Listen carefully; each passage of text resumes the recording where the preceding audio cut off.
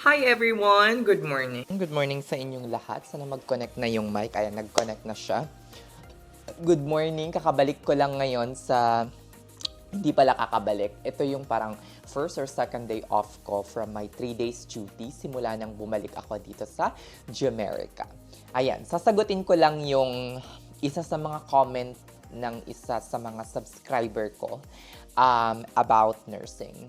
You know, since ang video or channel na to are meant to encourage nursing or nurses, registered nurses both in the Philippines and in Saudi Arabia or in Qatar, dun nanggagaling karamihan ng mga subscriber ko. Since this channel are meant to motivate and encourage, sasagutin ko lang itong comment ni Kuya. Kasi parang nakaka-discourage or nakaka-demotivate ito sa mga nurses natin na kakagraduate pa lang, nangangarap maging USRN and mapunta dito sa Amerika. Ito yung ano niya, yung comment niya. Ang comment na ipa-flash ko na lang sa screen na to, sa video na to, ang sabi ni Kuya, comment niya ito sa video ko doon sa isa kong video, yung yara-yara sa paglilinis ng bed sa Amerika. Okay. Well, first and foremost, hindi naman all the time kami yung naglilinis ng bed. Tulong-tulong, lalo na sa emergency department, ang NA tsaka yung mga registered nurses. Pero kapag sobrang busy ang mga registered nurses, usually NA yung naglilinis. Pero kung wala din naman kaming ginagawa, I myself, ako yung naglilinis ng bed ko at hindi ako nag-aantay ng NA. Pero karamihan upstairs sa mga inpatient, NA or somewhere from the housekeeping or something, yun yung naglilinis ng bed. Anyway, ang sabi niya, grabe, ayoko na mag-nurse talaga sa abroad kasi it's both physically and mentally draining. Di ko yan gusto. Well, first and foremost, Kuya, kung hindi ka registered nurse in the Philippines or hindi ka nakapag-graduate ng nursing, kahit gusto mo pang maging isang nurse dito sa abroad, ay hindi mo talaga kakayaning maging nurse dito because you're not qualified. Kung nurse ka naman, registered nurse ka na sa Philippines at hindi ka pa pumapasa ng NCLEX or ng Saudi Prometric, kasi even if you're registered nurse in the Philippines, hindi ka pwedeng maging nurse sa ibang bansa unless you pass their state board exam sa bansa na pagtatrabahuhan mo. Still, you're not qualified. If kung NCLEX passer ka naman na, or USRN ka na, o kaya pumasa ka na ng Saudi Prometric or kung saan mang bansa gusto mong magtrabaho, kung ayaw mo magtrabaho dito because you feel that it's physically and mentally draining, it's up to you again. Ayan. Walang namimilit sa'yo. Char. This channel are meant to show how I am living here in the US as a nurse. Kung ano yung mga benefits na nakuha ko, both mental health, career, and travel benefits, financial benefits, diba? Kung ano yung naidulot sa akin by showing, hindi showing off kung anong meron ako, but by showing kung ano yung na-attain ko because I took the risk to come here to the US and become an RN here. O, diba? So, yon. Yes, that is true. It is physically and mentally draining. Bakit? Hindi ba nakaka-drain maging nurse sa Pilipinas? I have experience working in the Philippines. I have experience working in Saudi Arabia. I have experience working here in the United States of America. And sa tatlong yon, ang pinaka-mentally draining and physically draining is working in the Philippines for me. Napaka-mentally draining. I have experience, even in the emergency department, handling so many VIDs than usual. O, di ba? Siguro mga 2 or 3 RN lang kami na nasa emergency department. O, di ba? Nakakaloka. Na-experience ko ng more than 6 bed mismo sa emergency department. Kahit light cases pa, sabihin mo ng light cases, pero napakahirap pa rin nun. But here, yes, it is physically and mentally draining as well, and in Saudi Arabia as well, but at least you are being compensated. Okay, pagdating sa money. Money will never make you happy, but money will make yourself comfortable. And comfortability leads to happiness. Yan ang parati niyong tatandaan, mga beshi. If you're comfortable, you have the money to buy what you want. You have the money to travel wherever you go. That can lead to happiness and sense of fulfillment. Okay, hindi ko sinasabing paliligayahin kayo ng pera. No. But money could be a vehicle or magiging daan yan that will lead to comfortability.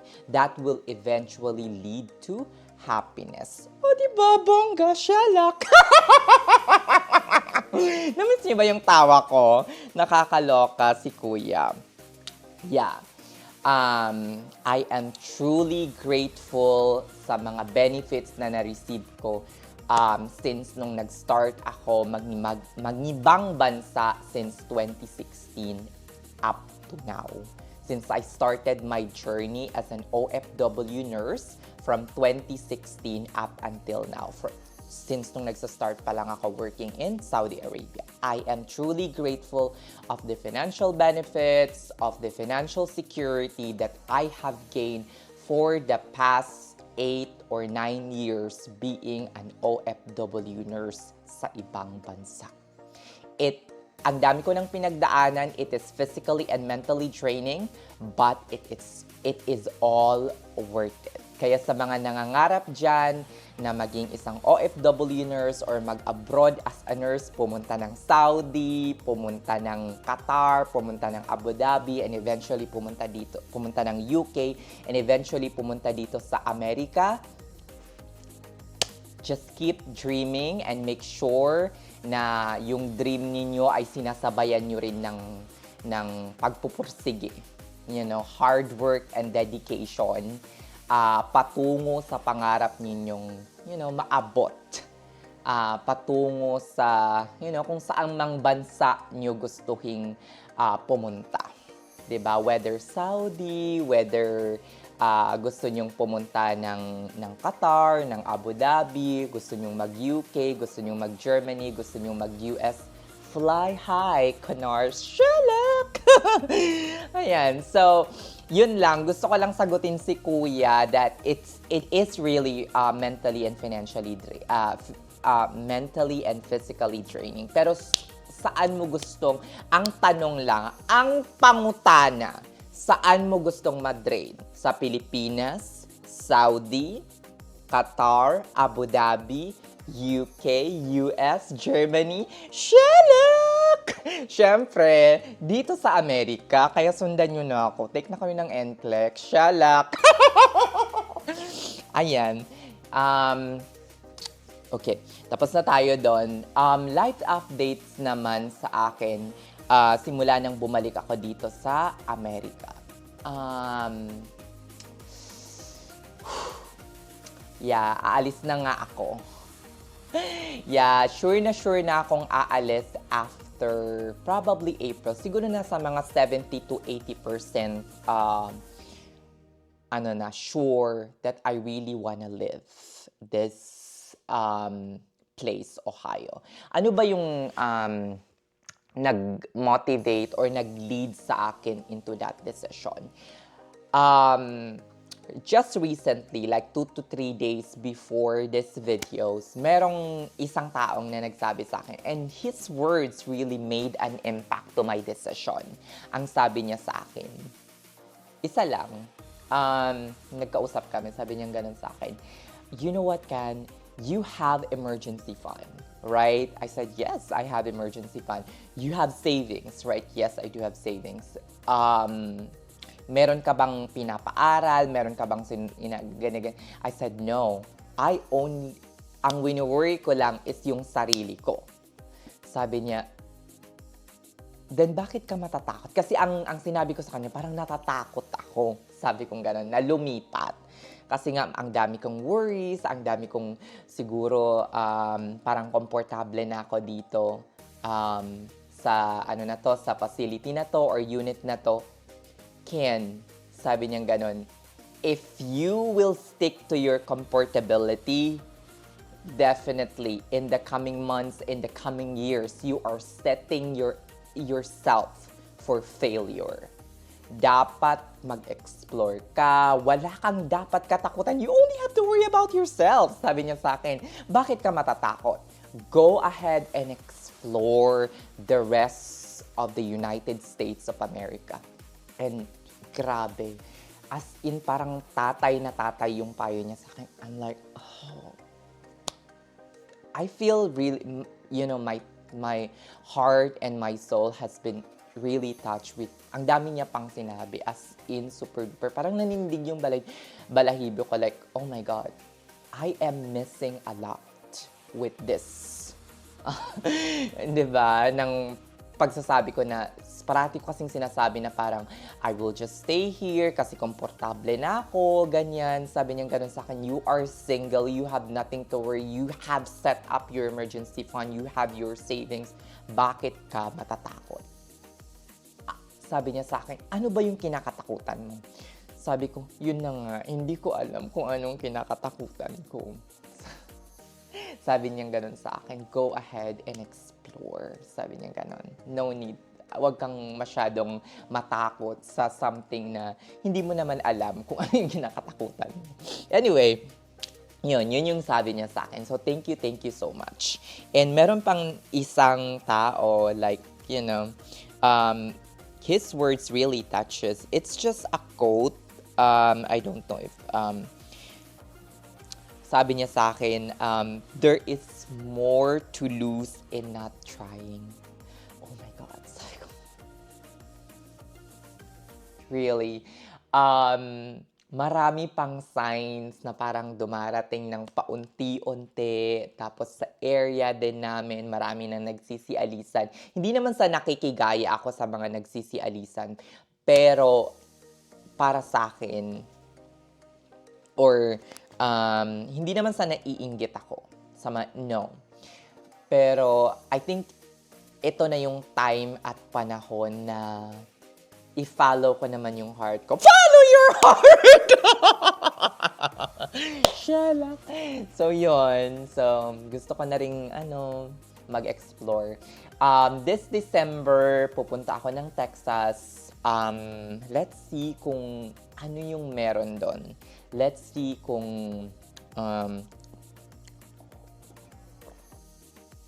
ano ba yung makikita ko mismo sa Texas. Hopefully maganda. Shalak! Ayun. Kasi ang pinaka-ano ko talaga, ang pinaka-gusto ko talagang puntahan or pinaka-gusto kong states, top choice ko ngayon is Texas. One of the reason is because of the weather. Pero hopefully sana maging maganda yung exploration. Exploration, shala. Ayan, sa mga nagtatanong pala kung kumusta yung naging bakasyon ko, it was all worth it. Very, very nice vacation. I am so thankful. I've only spent a few thousands of pesos in the Philippines because it's just a short trip. Most of my hotels are all covered. Ayan. I stayed in Conrad, Manila. It was a very nice hotel. Napaka ganda. I have paid 50,000 Hilton Honors points. I have stayed in Holiday Inn Express near the airport. I paid like 13,000 points. $0 that I have paid. My Saudi flight round trip had only cost me around $700. So, yun yung pinakamalaking na shell out ko. But it was already paid like months in advance. Like, inoti ko yon in-overtime sa work. Hindi naman umabot ng 2 araw ng overtime yung $700 eh. So, I am so, parang naging budget naman. Though naging fruitful naman, I have withdrawn nung dumating ako sa Pilipinas, nag-withdraw ako ng around, I think 20 or 30,000. And ang dami pang natira. Shalak. Ang dami pang natira. Sana iniwan ko na lang yun kay mother, yung Philippine peso ko, di ba? But anyway, ang dami pa nang natira. Hopefully on my next vacation, hindi na ako mag-withdraw. Shalak! Nakakaloka. O siya, sige na mga Inday, sobrang humahaba na itong vlog na to. Thank you so much for watching. You have a blessed afternoon, everyone. Bye-bye. Shalak!